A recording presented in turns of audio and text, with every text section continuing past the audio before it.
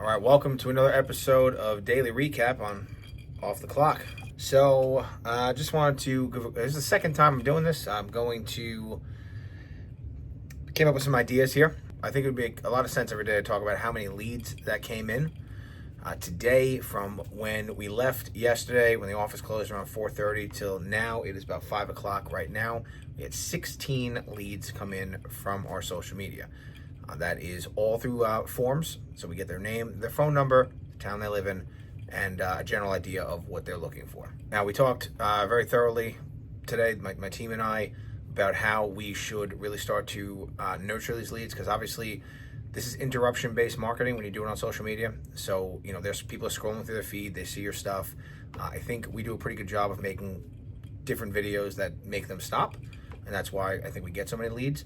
But they're not really looking for our service today necessarily. So what we are starting to do is we put a system in place in the first month. I'll get into that in another video, but we basically really try to exhaust them in the first month. If they become customers, great. If not, then they roll into they get a phone call on month 6, a phone call on month 12, they get a text on month 5, another text month 11, and we're trying to really build out this system where we're not bothering them, but they're constantly remembering who we are. And this is something that we're trying to build with our customer base as well. And for the two years or so that we started doing this, basically we started cleaning rugs like late 2022. So 23 and 24, we didn't really do a great job of following up with our customers. And only really this year, starting in April or May, we really started to follow up with them. So again, 16 leads, really happy about that. Part of these daily recaps, I do want to recap what actually happened today. Because we now ask every customer when they're finished for how everything went, and then if they say great, we ask for a review. I actually had a customer today that was not happy with one of the in-home services we did. We clean. I don't like cleaning area rugs in a customer's home, but this particular rug, it just made sense. They didn't want to move it. They didn't want to pay the cost for the service, so we were doing a lot of other work in the house anyway. Okay, you know what? We'll clean it for you on the spot.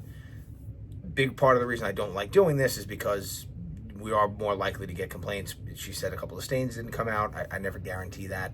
And then something else, there was another issue with the rug where there's a line on the rug now that she didn't see before. Now, I'm thinking that might be a grooming issue when you have a rug that's wet. A wool rug, it's hair, and you can get like bed head. So if my technician out there didn't really properly groom the rug or put it back in the right way, it might have dried with like this line in it where that needed to be flattened out.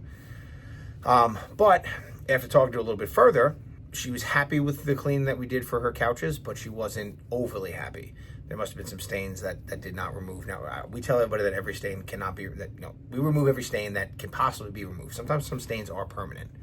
But being a customer service forward type of company, we are going to go back and, I don't know if she would have told us that she had an issue if we didn't ask, how everything was.